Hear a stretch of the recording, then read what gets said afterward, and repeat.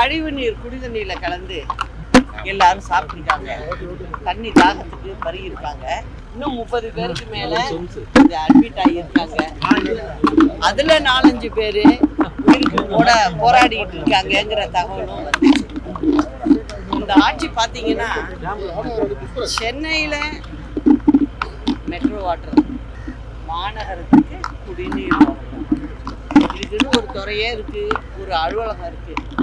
ஏன் உங்களுக்கு தெரியுதுல்ல, தண்ணி வந்து கலந்து கழிவு நீரோட வருதுன்னு தெரியுதுல்ல, உடனடியாக நீங்கள் என்ன செஞ்சுருக்கணும்?